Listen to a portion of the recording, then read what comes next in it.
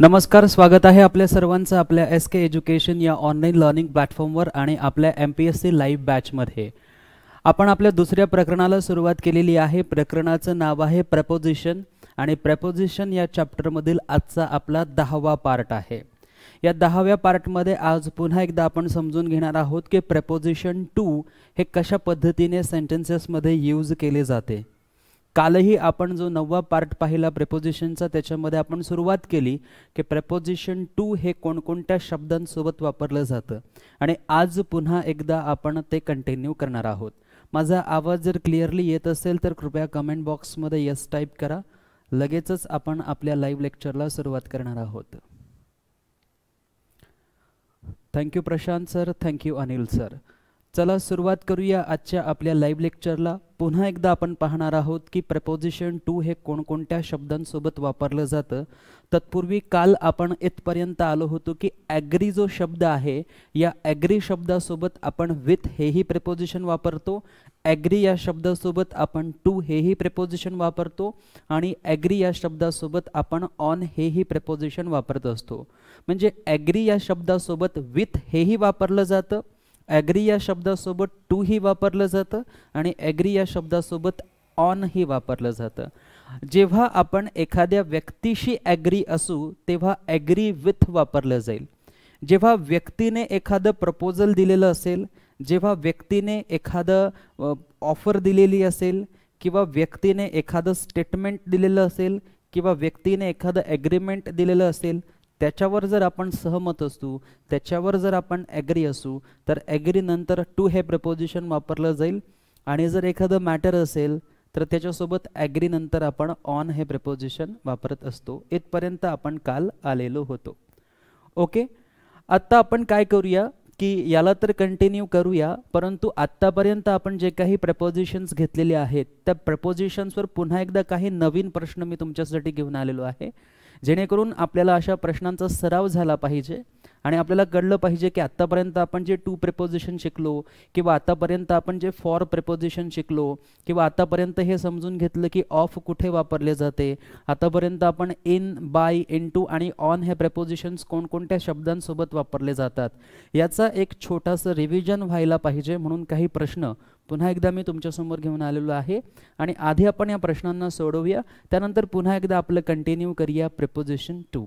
मग बघा, पहिला प्रश्न आपल्यासमोर आहे, identify the correct sentence or sentences. The first sentence is he has promised me that he will come here on Monday. त्याने मला प्रॉमिस केलेलं आहे की तो इथे केव्हा येणार, मंडेला येणार. मग बघा, he has promised me that he will come here on Monday. आता हा जो मंडे शब्द आहे हा दिवसाचं नाव आहे. दिवसाचं नाव असेल तर त्याचं पहिलं लेटर नेहमी कॅपिटल असेल, म्हणून एम कॅपिटल आहे. त्याच्या आधी ऑन हे प्रिपोजिशन वापरले जाते. म्हणजे पहिल्या सेंटेन्समध्ये मंडेच्या सोबत ऑन प्रिपोजिशन बरोबर आहे, म्हणजे पहिलं सेंटेन्स बरोबर आहे. मग सेंटेन्स ए बरोबर असेल तर ऑप्शन 1 आपलं उत्तर होऊ शकतं, ऑप्शन 2ही आपलं उत्तर होऊ शकतं, ऑप्शन 3ही आपलं उत्तर होऊ शकतं. इथे एलिमिनेट करता येत नाही आहे. आता बघा, he has promised me that he will come here on tomorrow. त्याने मला प्रॉमिस केलेलं आहे की तो उद्याच्या दिवशी येणार. So he has promised me that he will come here on tomorrow. आता हा जो शब्द आहे टुमारो, या शब्दासोबत आपण ऑनचा वापर करत नाही. टुडे असेल, यस्टरडे असेल, टुमॉरो असेल, यस्टरनाईट असेल, टुनाईट असेल, या शब्दांसोबत आपण ऑन या प्रेपोजिशनचा वापर करत नाही. आवाज येतोय क्लिअरली सर्वांना? तर टुमॉरो हा जो शब्द आहे, टुनाईट हा जो शब्द आहे, यस्टरडे किंवा यस्टरनाईट हा जो शब्द आहे, टुडे हा जो शब्द आहे, यांच्यासोबत कोणतंही प्रिपोजिशन वापरलं जात नाही. आणि आपण जर पाहिलं तर टुमॉरोच्या आधी ऑन हे प्रिपोजिशन वापरलेलं आहे की जे चुकीचं आहे आणि म्हणून सेंटेन्स बी जे आहे ते चुकीचं होणार. मग सेंटेन्स बी कोणासोबत आहे तर सेंटेन्स बी दुसऱ्या ऑप्शनसोबत आहे, म्हणजे दुसरं सेंटेन्स, दुसरं ऑप्शन एलिमिनेट होणार. It seemed that she came here on yesterday. पुन्हा एकदा आपण पाहिलं तर इथे बघा यस्टरडे हा शब्द आहे. मी आताच तुम्हाला सांगितलं की टुमारो हा शब्द असेल, यस्टरडे हा शब्द असेल, यस्टरनाईट हा शब्द असेल, टुनाईट हा शब्द असेल. या शब्दांसोबत ऑन हे प्रिपोजिशन येत नाही, म्हणजे हे ऑन प्रिपोजिशन चुकीचं आहे, सेंटेन्स सी चुकीचं आहे, त्यामुळे हे सुद्धा चुकीचं होणार. फक्त ए बरोबर होणार, म्हणून नन ऑफ दीज ऑप्शन सुद्धा येणार नाही. पहिलं जे ऑप्शन आहे ते बरोबर असेल. Only A sentence is a correct sentence. Clear आहे? ओके. त्यानंतर घेऊया पुढचा प्रश्न. पुढचा प्रश्न आहे, I have come to know that he is suffering with कोविड-19. मला असं समजलेलं आहे की ही इज सफरिंग विथ कोविड-19. तो कोविड-19ने सफर करत आहे, म्हणजे कोविड-19 थ्रू त्याला आजार झालेला आहे, कोविड-19 आजार झालेला आहे आणि त्याच्या सफरमध्ये आहे, म्हणजे त्याच्या त्रासामध्ये तो आहे. So he I have come to know that he is suffering. मग सफरिंग या शब्दासोबत किंवा सफर या शब्दासोबत विथ हा शब्द वापरला जात नाही, फ्रॉम हा शब्द वापरला जातो, म्हणून इथे फ्रॉम हा प्रिपोजिशन असायला हवा होता. सफरिंग फ्रॉम असं म्हटलं जातं, सफरिंग विथ म्हटलं जात नाही, आणि म्हणून सेंटेन्स ए जे आहे ते कॅन्सल होईल. सो सेंटेन्स ए कॅन्सल होईल, चुकीचं होईल, म्हणून ऑप्शन 1 कॅन्सल होईल, ऑप्शन 2ही कॅन्सल होईल, ऑप्शन 3ही कॅन्सल होईल, कारण तिघं ऑप्शनमध्ये कुठे ना कुठे हे सांगितलं जात आहे की ए हे बरोबरच आहे. पहिल्या ऑप्शनमध्ये सांगितलं जात आहे की ए बरोबर आहे, दुसऱ्या ऑप्शनमध्ये सांगितलं जात आहे की ए ही बरोबर आहे आणि बी ही बरोबर आहे, तिसऱ्या ऑप्शनमध्ये सांगितलं जात आहे की ए ही बरोबर आहे आणि सी ही बरोबर आहे. म्हणजे 1, 2, 3 मध्ये सरळ सरळ सांगण्यात आलेलं आहे की ए बरोबर आहे, परंतु ए जर चुकीचं आहे तर हे तीनही ऑप्शन्स एलिमिनेट होतील आणि इथूनच आपल्याला आपल्या उत्तरापर्यंत पोहोचता येत आहे. Option 4 none of the above, म्हणजे कोणतेही सेंटेन्स इथे बरोबर नसेल. सो बघा, I have come to know that he is suffering to कोविड-19. पुन्हा एकदा जर आपण पाहिलं इथे सफरिंग लिहिलेलं आहे, सफरिंग नंतर टू हा चुकीचा आहे, म्हणून सेंटेन्स बी जे आहे ते चुकीचं होणार. Indian team short by 20 runs in the last match. Short नंतर आपण काय यूज करतो? Indian team short by use करू शकत नाही, आणि म्हणून आपण सेंटेन्स सी जे आहे ते सुद्धा कॅन्सल करतोय. मग बघू शकतात की तीनही सेंटेन्सेस जे आहेत ते चुकीचे आहे, म्हणून आपल्याला ऑप्शन 4 सोबत जावं लागेल. मला वाटतं हे प्रश्न आपण सोडवली होती आणि इथूनच आपलं लेक्चर कुठेतरी बंद पडलं होतं. मग आता घेऊया पुढचा प्रश्न. Identify the correct sentence or sentences. The first sentence is we told her to stay at the first floor. आता बघा, we told her to stay, आम्ही तिला सांगितलं स्टे की थांब ॲट द फर्स्ट फ्लोअर. कुठे थांबायला सांगितलं होतं? फर्स्ट फ्लोअरला थांबायला सांगितलं होतं. मग बघा, फर्स्ट फ्लोअर असेल, सेकंड फ्लोअर असेल, थर्ड फ्लोअर असेल, याच्यासाठी आपण ऑन हे प्रिपोजिशन वापरतो. On the first floor, on the second floor, on the third floor, आणि इथे काय वापरलेलं आहे? इथे ॲट प्रिपोजिशन वापरलेलं आहे, की जे चुकीचं आहे. म्हणजे सेंटेन्स ए काय होणार? चुकीचं होणार. सेंटेन्स ए जर चुकीचं असेल तर ऑप्शन 2 आणि ऑप्शन 3 जे असेल हे कॅन्सल होईल, कारण ऑप्शन 2चं म्हणणं आहे ए आणि बी बरोबर आहे, म्हणजे कुठेतरी ए बरोबर आहे असं त्याचं म्हणणं आहे, आणि तिसऱ्यामध्ये सुद्धा ए बरोबर आहे असं म्हणणं आहे, म्हणून 2 आणि 3 एलिमिनेट होतील. Shirish was accused for various offences. Shirish was accused, accuse म्हणजे आरोपी आहे. शिरीष वॉज अक्यूज्ड म्हणजे शिरीष जो आहे तो आरोपी होता. कशाचा आरोपी होता? तर व्हेरियस म्हणजे वेगवेगळे, ऑफेन्सेस म्हणजे वेगवेगळे क्राइम्स, वेगवेगळे गुन्हे, वेगवेगळ्या गुन्ह्यांचा आरोपी शिरीष होता. मग बघा, एखाद्या गुन्ह्याचा आरोपी असेल तर चा हा शब्द आपण वापरत असतो, आणि म्हणून इथे फॉर हा प्रिपोजिशन न वापरता ऑफ हा प्रिपोजिशन वापरायला हवा होता. Shirish was accused of various offences, म्हणून हे सेंटेन्स देखील कसं होणार? चुकीचं होणार. मग बी जर चुकीचं होणार तर इथे कुठे बी जे आहे ते दिसत नाहीये. मग बघा, आता Shirish was accused of murder.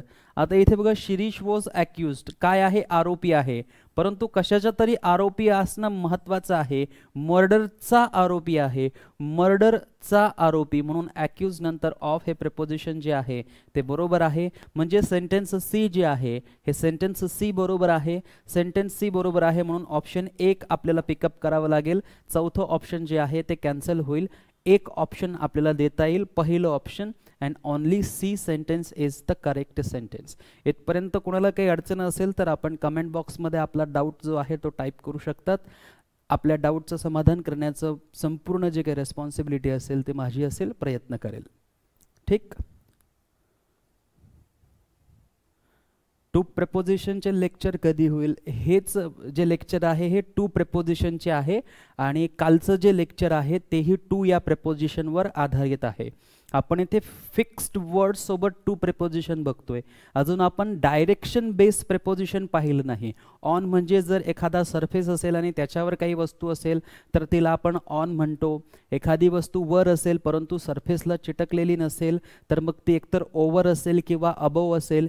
हे जे डायरेक्शन बेस ॲनालिसिस आहे किंवा डायरेक्शन बेस प्रेपोजिशन्स आहेत या अजून आपल्या व्हायच्या बाकी आहेत.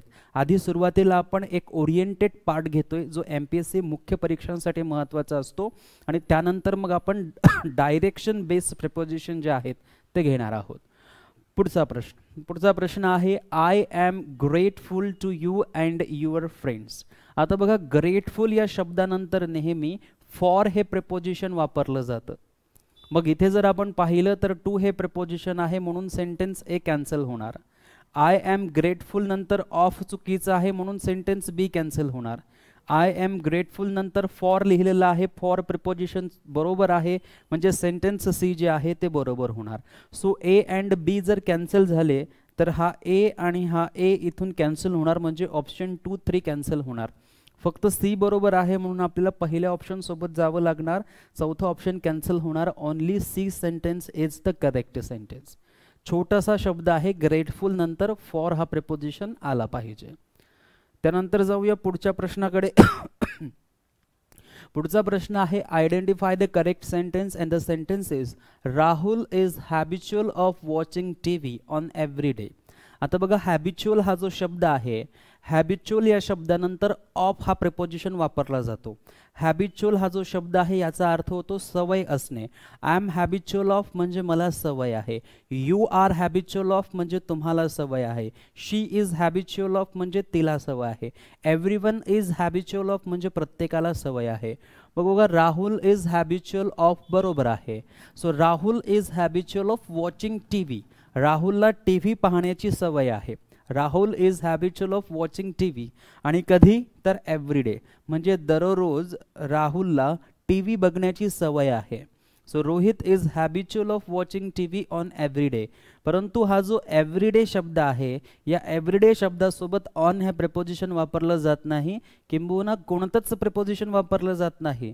त्यामुळे हा ऑन इथे अत्यंत चुकीचा आहे आणि म्हणून हे सेंटेन्स इथून काय झालं, चुकीचं झालं. चुकीचं होता बरोबर ऑप्शन 2 अँड ऑप्शन 3 एलिमिनेट झाले. ते आपलं उत्तर होऊ शकत नाही. He is suffering of insomnia so that he is unable to sleep in night.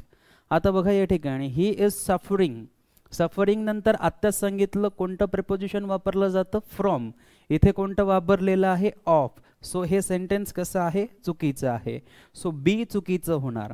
आता बघा, इन्सोम्निया, इन्सोम्नियाचा अर्थ माहिती असला पाहिजे की एक असा आजार की ज्या आजारामध्ये रुग्णाला झोप लागत नाही, रात्री तो झोपू शकत नाही, मग त्याला झोपेच्या गोळ्या घ्याव्या लागतात तेव्हा तो झोपतो. आता इथे जर आपण पाहिलं स्लीप इन नाईट लिहिलेलं आहे. मी तुम्हाला मागेही सांगितलं होतं की नाईट या शब्दासोबत इन हा प्रिपोजिशन वापरला जात नाही. नाईट या शब्दासोबत कोणता प्रिपोजिशन वापरला जातो, ॲट हा प्रिपोजिशन वापरला जातो. म्हणजे या सेंटेन्समध्ये दोन्ही ठिकाणी ज्या चुका आहेत त्या प्रिपोजिशनच्याच चुका आहेत. सो सेंटेन्स बी चुकीचं होणार. Mohan is not eligible to the post of manager. आता आपल्याला माहिती असलं पाहिजे की एलिजिबल या शब्दासोबत कोणतं प्रिपोजिशन वापरलं जातं. Mohan is not eligible for the post of manager. So हे सेंटेन्स देखील कसं होणार, चुकीचं होणार. सो सी देखील कसं होणार, चुकीचं होणार. Again none of the above जे असेल ते आपलं फायनल आन्सर असेल. क्लिअर आहे इथपर्यंत सर्वांना? यानंतर घेऊया आपला पुढचा प्रश्न. पुढचा प्रश्न आहे identify the correct sentence or sentences. Sentence आहे he said he would inform you on tomorrow. Again तोच प्रॉब्लेम दिलेला आहे की या ठिकाणी जर टुमॉरो हा शब्द आहे तर टुमॉरो शब्दाच्या आधी हा जो ऑन वापरलेला आहे हा चुकीचा आहे, कारण टुमॉरो, टुडे, टुनाईट, येस्टरडे, येस्टरनाईट या शब्दांसोबत ऑन हे प्रिपोजिशन काय कोणतेही प्रिपोजिशन वापरले जात नाही, म्हणून सेंटेन्स ए जे आहे ते चुकीचे होईल. सेंटेन्स ए चुकीचं होता बरोबरच ऑप्शन 2 जे आहे ते एलिमिनेट होईल. त्यानंतर दुसरं सेंटेन्स बघा, all the employees are waiting for the bus. सर्व कर्मचारी बसची वाट बघत आहेत. So all employees are waiting आणि वेट या शब्दानंतर फॉर हे प्रिपोजिशन वापरले जाते. याच्यामध्ये कोणत्याही प्रकारचे मिस्टेक नाही, म्हणजे हे सेंटेन्स जे आहे हे सेंटेन्स बरोबर आहे. आणि हे सेंटेन्स जर बरोबर असेल तर आपलं ऑप्शन 1 किंवा ऑप्शन 3 जे आहे ते बरोबर येऊ शकतं. त्यानंतर पुढचं सेंटेन्स बघा, all the employees are awaiting for the bus. आता बघा दोन शब्द आहेत. पहिला शब्द आहे वेट आणि याचा अर्थ होतो वाट बघणे, आणि याच्यासोबत प्रेपोजिशन वापरायचा असेल तर आपण ऑफ प्रेपोजिशन वापरतो ची वाट बघणे म्हणून. परंतु हा जो शब्द आहे अवेट, या शब्दाचा अर्थ होतो ची वाट पाहणे, ची वाट पाहणे. म्हणजे बघा, all the employees are waiting, सर्व कर्मचारी वाट बघत आहेत बस असं होईल. सर्व कर्मचारी वाट बघत आहे कशाची, बस असं होणार. मग तो चा ची चे जो आहे तो या ठिकाणी कुणी घेतलेला आहे, फॉर या प्रिपोजिशनने घेतलेला आहे. समजतंय? सो वेटचा अर्थ होतो वाट पाहणे, परंतु याला जर चाची चे वाट पाहणे असं म्हणायचं असेल तर मग आपण ऑफ ह्या प्रिपोजिशनचा सपोर्ट घेत असतो. परंतु हा अवेट जो शब्द आहे, या अवेट शब्दाचा अर्थ मुळातच होतो ची वाट पाहणे. त्यामुळे याच्यामध्ये हा जो ची आहे किंवा चाची चे आहे हा ऑलरेडी इन्क्लूड आहे. हा ऑलरेडी इन्क्लूड असल्यामुळे याच्यासोबत ऑफ हा प्रिपोजिशन वापरण्याची गरज पडत नाही. हा प्रश्न मुद्दाम वारंवार आपल्याला आपल्या परीक्षांमध्ये विचारण्यात येतो की अवेट नंतर मुद्दाम आपल्याला फॉर हे प्रिपोजिशन लिहिले जाते, सेंटेन्समध्ये दिले जाते. आपल्याला असं वाटतं की सेंटेन्स बरोबर आहे परंतु सेंटेन्स चुकीचं असतं. इथेही पाहू शकतो की अवेटिंग या शब्दानंतर अननेसेसरी फॉर हा प्रिपोजिशन दिलेला आहे की जो कसा आहे, चुकीचा आहे. म्हणजे हे सेंटेन्स कसं होणार, चुकीचं होणार. फक्त सेंटेन्स बी जे आहे ते कसं होणार, बरोबर होणार. म्हणून ऑप्शन 1 पिकअप करावं लागेल ॲज अन आन्सर म्हणून. नन ऑफ द अबोव सुद्धा घेऊ शकत नाही. सो ऑप्शन 1 बरोबर होईल. Only sentence B is correct असं आपलं उत्तर होईल. क्लियर आहे? Okay, thank you Prashant sir. त्यानंतर घेऊया पुढचा प्रश्न. पुढचा प्रश्न आहे identify the correct sentence or sentences. The first sentence is everyone is making request for the access in the hall. प्रत्येक जण रिक्वेस्ट करत आहे. कशासाठी रिक्वेस्ट करत आहे, ॲक्सेससाठी रिक्वेस्ट करत आहेत. ॲक्सेस म्हणजे काय, प्रवेशासाठी रिक्वेस्ट करत आहेत. प्रवेशासाठी, प्रवेश मिळण्यासाठी एव्हरीवन इज मेकिंग रिक्वेस्ट, विनंती करत आहेत. परंतु आपण कालच पाहिलं की ॲक्सेस या शब्दानंतर इन हे प्रिपोजिशन वापरलं जात नाही. ॲक्सेस या शब्दानंतर टू हे प्रिपोजिशन वापरलं जातं. म्हणून पहिलं सेंटेन्स जे असेल हे पहिलं सेंटेन्स चुकीचं असेल. सेंटेन्स ए चुकीचं होता बरोबर. आपलं दुसरं सेंटेन्स, दुसरं ऑप्शन एलिमिनेट होईल. त्यानंतर बघा, it has been seen that a mother is kind for her children. It has been seen that असं पाहण्यात आलेलं आहे की अ मदर, कोणतीही आई असो, is kind for her children, कुठलीही मदर जी आहे ती तिच्या मुलांप्रती कशी असते, काइंड असते, दयाळू असते. सो या ठिकाणी मग काइंड या शब्दानंतर फॉर हा प्रिपोजिशन चुकीचा वापरलेला आहे. काइंड या शब्दानंतर टू हा प्रिपोजिशन वापरला जातो, परंतु इथे फॉर वापरला असल्यामुळे सेंटेन्स बी चुकीचं होणार. सेंटेन्स बी चुकीचं होता बरोबर. ऑप्शन 1 एलिमिनेट होणार, ऑप्शन 3 ही एलिमिनेट होणार. मग एकच ऑप्शन शिल्लक राहतं, नन ऑफ द अबो, आणि हेच आपलं उत्तर बरोबर असेल. या सेंटेन्सला चेक करण्याचीही गरज आपल्याला परीक्षेत शिल्लक राहणार नाही. परंतु आपला हा एक क्लास आहे आणि इथे आपल्याला प्रत्येक सेंटेन्सबद्दल चर्चा करायची आहे, म्हणून आपण तिसऱ्या सेंटेन्सबद्दलही व्यवस्थित बघूया. We congratulated her on her great success. We म्हणजे आम्ही, कॉंग्रॅच्युलेटेड म्हणजे अभिनंदन केलं. कुणाचं अभिनंदन केलं, तिचं अभिनंदन केलं. कशाचं अभिनंदन केलं, तिचं. आणि तिला काय झालेलं आहे, ऑन हर ग्रेट सक्सेस, तिचं जे ग्रेट सक्सेस आहे त्या ग्रेट सक्सेसवर आपण काय केलेलं आहे, कॉंग्रॅच्युलेट केलेलं आहे, अभिनंदन केलेलं आहे. आणि कॉंग्रॅच्युलेट या शब्दासोबत ऑन हे प्रेपोजिशन जे आहे हेच वापरले जाते, म्हणजे हे सेंटेन्स जे आहे हे सेंटेन्स बरोबर आहे.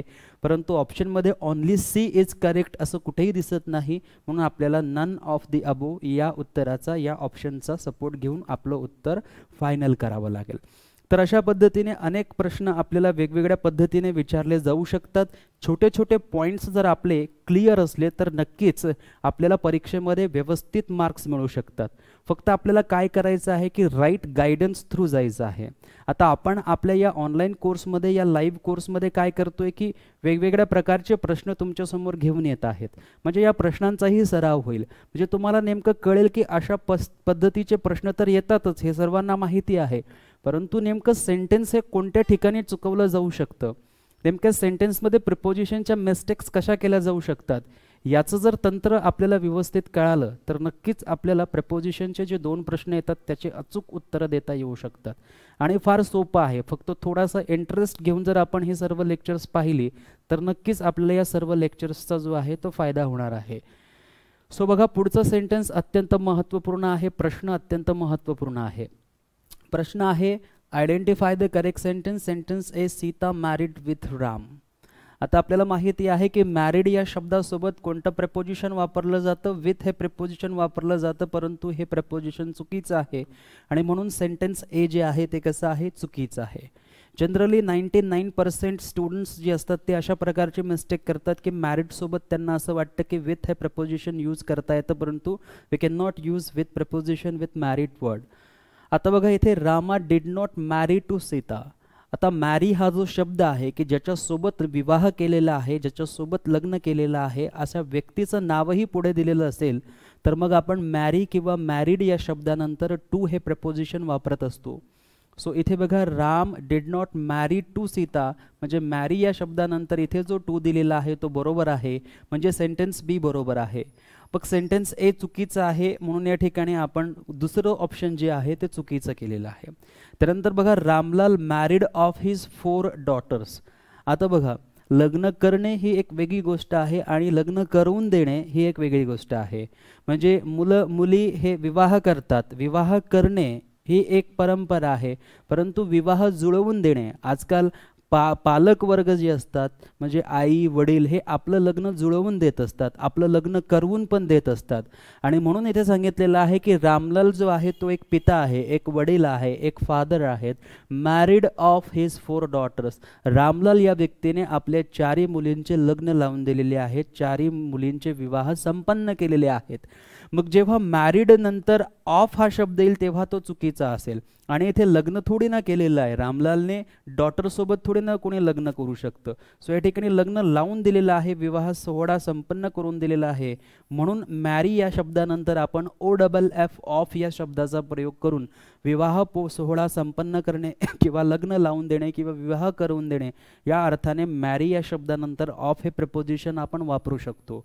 आणि म्हणून इथे ऑफ हा सिंगल ऑफ दिलेला आहे, म्हणजे सिंगल एफ दिलेला आहे की जोही प्रिपोजिशन आहे परंतु तो चुकीचा आहे. आपल्याला OFF या ऑफ प्रिपोजिशन बद्दल या ठिकाणी माहिती घ्यायची होती. सो सेंटेन्स कसं आहे, चुकीचं आहे. सो ओनली बी बरोबर आहे, म्हणून एक बरोबर असेल, बाकीचं तिसरं चौथं ऑप्शन कॅन्सल होईल. फक्त पहिलं ऑप्शन आपल्याला पिकअप करावं लागेल आपलं आन्सर म्हणून की sentence B is the right sentence. Clear?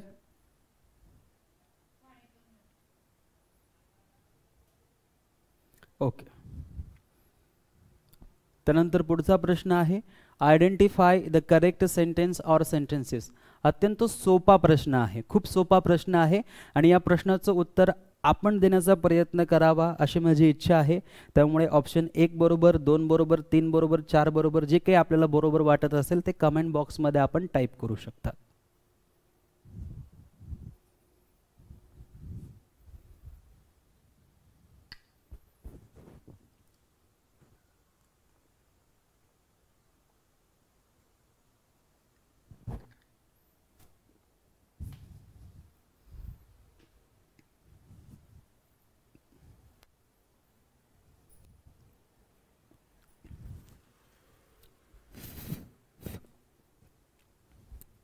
Okay, option 1 जे आहे ते बरोबर आहे असं नम्रता वाघ, सूरज पाटील, सुमित जाधव सर यांचं म्हणणं आहे 4.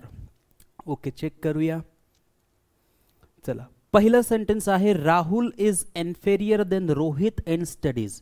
आपण कालच पाहिलं की इन्फेरियर हा जो शब्द आहे, या इन्फेरियर शब्दासोबत आपण दॅन हे प्रपोजिशन वापरत नाही. इन्फेरियर या शब्दासोबत टू हे प्रपोजिशन वापरलं जातं. इन्फेरियर या शब्दासोबत टू हे प्रपोजिशन वापरलं जातं, म्हणून पहिलं सेंटेन्स चुकीचं होणार. पहिलं सेंटेन्स चुकीचं होणार म्हणजे ऑप्शन 2 एलिमिनेट होणार. त्यानंतर बघा, Rohit prefers coffee than T. कालच तुम्हाला सांगितलं की प्रेफर हा जो शब्द असेल किंवा प्रेफर्स हा शब्द असेल किंवा प्रेफरेबल हा शब्द असेल तर याच्यासोबत आपण टू हे प्रपोजिशन यूज करत असतो. सो इथे बघा, रोहित प्रेफर्स कॉफी आणि टी याच्यामध्ये हा जो दॅन शब्द आहे हा चुकीचा आहे. इथे टू हा प्रपोजिशन असायला पाहिजे होता, म्हणजे सेंटेन्स बी जे आहे तेही काय होणार, चुकीचं होणार. सो सेंटेन्स बी जर चुकीचं होणार तर पहिलं ऑप्शन कॅन्सल होणार आणि तिसरं ऑप्शन कॅन्सल होणार. मग पहिलं, दुसरं आणि तिसरं ऑप्शन जर कॅन्सल झालेलं आहे तर चौथं ऑप्शन जे आहे ते आपलं बरोबर असेल आणि चौथं ऑप्शन बरोबर आहे हे सांगितलं होतं सुमित जाधव सरांनी. सो सुमित जाधव सरांचं उत्तर जे आहे ते बरोबर आहे. बघा, कालच जास्त काही वेळ झालेला नाही आहे, 24 तास झालेली आहेत. कालच सांगितलं की सिनियर असेल, ज्युनियर असेल, इन्फेरियर असेल, सुपेरियर असेल, एक्सटेरियर असेल, पोस्टेरियर असेल, अँटेरियर असेल, प्रायर असेल, प्रेफर असेल, प्रेफरेबल असेल किंवा प्रेफर्स असेल, प्रेफर्ड असेल, या शब्दांनंतर आपण टू हे प्रपोजिशन वापरतो. म्हणून थोडंसं मागचं जे लेक्चर्स तुमचे झालेली आहेत ते रिवाईज करा. रिवाईज करण्यासाठी तुम्हाला फास्ट फॉरवर्डिंग ऑप्शन पण दिलेला आहे, म्हणजे 1 तासाचं लेक्चर आपलं दररोज असतं. हे 1 तासाचं लेक्चर तुम्ही रिव्हिजनमध्ये घेत असताना पूर्ण 1 तास वेळ द्यायची गरज नाही आहे. फास्ट फॉरवर्डिंगचं 2.5चं ऑप्शन जे आहे ते सिलेक्ट करा किंवा 1.25 किंवा 1.75चं ऑप्शन सिलेक्ट करा आणि फास्ट फॉरवर्डमध्ये तुम्ही एकदा लेक्चर पाहू शकतात, म्हणजे जेणेकरून तुमचे छोटे छोटे पॉईंट्स क्लिअर होतील आणि अशा प्रश्नांची चुकीचं उत्तर देण्यापासून आपण वाचू शकतो. त्यानंतर बघा, it seems that he is afraid for you. Afraid या शब्दानंतर फॉर हे प्रिपोजिशन वापरलं जात नाही. अफ्रेड या शब्दानंतर ऑफ हे प्रिपोजिशन वापरलं जातं आणि म्हणून सेंटेन्स सी जे आहे तेही कसं होणार, चुकीचं होणार. क्लिअर आहे इथपर्यंत सर्वांना? ओके, त्यानंतर जाऊया पुढच्या प्रश्नाकडे. पुढचा प्रश्न आहे identify the correct sentence or sentences. The employees agree with their boss. आता बघा, एम्प्लॉईज जी आहेत ते कोण आहेत, कर्मचारी. मग कर्मचारी काय आहेत, ॲग्री आहेत, सहमत आहेत. सहमत कोणाशी आहेत, देअर बॉस. मग देअर बॉस म्हणजे कोण, त्यांचा बॉस. मग त्यांचा बॉस हा व्यक्ती आहे का, ऑब्व्हियसली बॉस काय आहे, व्यक्ती आहे. मग कर्मचारी जर बॉस सोबत सहमत असतील तर आपण ॲग्री या शब्दानंतर विथ हे प्रपोजिशन वापरू शकतो, म्हणजे सेंटेन्स ए जे आहे ते करेक्ट आहे. मग सेंटेन्स ए जर करेक्ट असेल तर आपलं उत्तर जे आहे ते ऑप्शन 2 मध्ये जाऊ शकतं, परंतु ओनली बी हे सुद्धा आपलं उत्तर होऊ शकत नाही. ओनली बी अँड सी सुद्धा होऊ शकत नाही, कारण सेंटेन्स ए जर बरोबर आहे तर इथे कुठेतरी ए जिथे जिथे दिलेलं आहे ते ते ऑप्शन्स आपण करेक्ट करू शकतो. त्यानंतर बघा, the employees did not agree with the proposal of boss. आता इथे जर आपण पाहिलं, एम्प्लॉईज डिड नॉट ॲग्री म्हणजे जी एम्प्लॉईज आहेत, जे कर्मचारी आहेत, ती सहमत झाले नाहीत. मग सहमत कुणाशी झाले नाहीत, द प्रपोजल ऑफ बॉस. बॉसचे जे काही आहे ते काय आहे, प्रपोजल आहे. इथे बॉस नसून बॉसने दिलेलं जे काही प्रपोजल आहे त्या प्रपोजलला कर्मचारी ॲग्री नव्हते. इथे व्यक्तीशी ॲग्री नव्हते का, नाही, इथे प्रपोजलशी ॲग्री नव्हते. मग प्रपोजल काय आहे, प्रपोजल व्यक्ती आहे का, नाही. प्रपोजल जर व्यक्ती नसेल तर विथचा वापर आपल्याला करता येणार नाही. मग प्रपोजलसाठी आपण कशाचा वापर करतो, ॲग्री नंतर टू या प्रिपोजिशनचा, म्हणजे सेंटेन्स बी जे आहे ते कसं होणार, चुकीचं होणार. मग सेंटेन्स बी कुठे कुठे आहे, सेंटेन्स बी जर आपण पाहिले तर ऑलरेडी 1 आणि 3 कॅन्सल केलेले आहेत. त्यानंतर आपण बघूया, I think she agreed with our proposal. I think she agreed हा ॲग्री शब्द आहे आणि इथे काय आहे, आर प्रपोजल आहे. मग प्रपोजल व्यक्ती आहे का, नाही. प्रपोजल असेल, ॲग्रीमेंट असेल, स्टेटमेंट असेल, ऑफर असेल तर ॲग्री या शब्दानंतर टू हे प्रपोजिशन वापरायचं, विथ वापरता येत नाही. म्हणून या ठिकाणी टू प्रपोजिशन बरोबर असेल, सेंटेन्स सी चुकीचं असेल. एवढं एकच ऑप्शन आपल्याकडे शिल्लक राहिलं, option 2 only sentence A is correct. Clear? Clear आहे सर्वांना?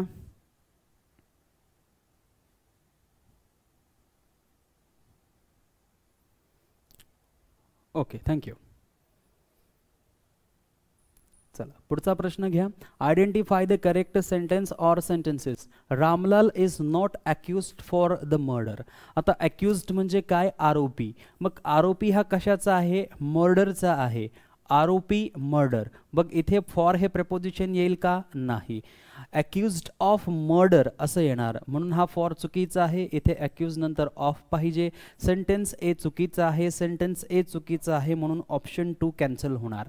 Ramlal is acquitted of robbery. Acquitted म्हणजे काय? दोषमुक्त होणे. कशातून दोषमुक्त झाला? रॉबरीच्या आरोपातून. मग या ठिकाणी ॲक्विटेड नंतर ऑफ हे प्रिपोजिशन कसं आहे? बरोबर आहे, म्हणजे सेंटेन्स बी बरोबर आहे. सेंटेन्स बी बरोबर आहे तर ऑप्शन 1 आणि ऑप्शन 2 आपलं बरोबर होऊ शकतं. Ramlal is suspect of murder. Suspect म्हणजे काय? संशयित. रामलाल इज संशयित, सस्पेक्ट ऑफ मर्डर. मर्डरचा सस्पेक्ट आहे, म्हणून सस्पेक्ट नंतर ऑफ हा प्रिपोजिशनही बरोबर आहे, म्हणजे सेंटेन्स सी देखील बरोबर आहे. सो ए कॅन्सल होणार. Sentence B and sentence C are correct. None of the above होणार नाही. ऑप्शन 3 सोबत आपल्याला जावं लागेल. Sentence B and sentence C are correct. Okay, right. Anil Pawara सरांचं उत्तर बरोबर आहे, ऑप्शन 3. चला यानंतर घेऊया पुढचा प्रश्न. Identify the correct sentence or sentences. The sentence is Amitabh Bachchan is non for his best acting. एखादा व्यक्ती जर फेमस असेल तर त्याच्यासोबत आपण फेमस किंवा कशासाठी जरी प्रसिद्ध असेल तर व्यक्तींसाठी प्रसिद्ध हा शब्द वापरला गेला पाहिजे. आणि प्रसिद्ध या शब्दासाठी इंग्लिशमधून फेमस हा शब्द आहे. नॉन हा शब्द सजीवांसाठी वापरला जात नाही. आणि म्हणून अमिताभ बच्चन जे आहेत हे अमिताभ बच्चन एक सजीव आहे, व्यक्ती आहे. आणि व्यक्तीसोबत नॉन हा शब्द वापरला जात नाही. नॉन फॉर प्रसिद्ध आहे, म्हणून फर्स्ट सेंटेन्स जे आहे हे कॅन्सल होणार. फर्स्ट सेंटेन्स कॅन्सल झाल्यामुळे ऑप्शन 2 जे आहे ते कॅन्सल होणार. India is non for its ancient culture. आता नॉन फॉर जे आहे म्हणजे प्रसिद्ध असणे हे व्यक्तीसोबत चालत नाही, परंतु व्यक्ती सोडून सर्वांशी चालतं. मग या ठिकाणी बघा इंडियाशी वापरलेलं आहे. India is non for its ancient culture. Bharat हे त्याच्या पुरातन संस्कृतीमुळे ओळखलं जातं आणि पुरातन संस्कृतीमुळे प्रसिद्ध आहे. सो सेंटेन्स बी जे आहे ते कसं आहे? करेक्ट आहे. मग सेंटेन्स बी जर करेक्ट असेल तर पहिलं ऑप्शन आणि तिसरं ऑप्शन आपलं बरोबर होऊ शकतं. त्यानंतर बघा Amitabh Bachchan is famous for his best acting.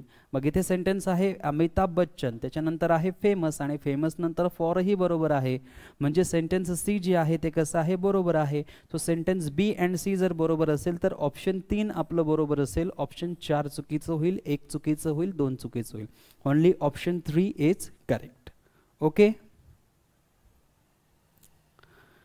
त्यानंतर घेऊया पुढचा प्रश्न. पुढचा प्रश्न आहे identify the correct sentence or sentences. She prevented me to going there.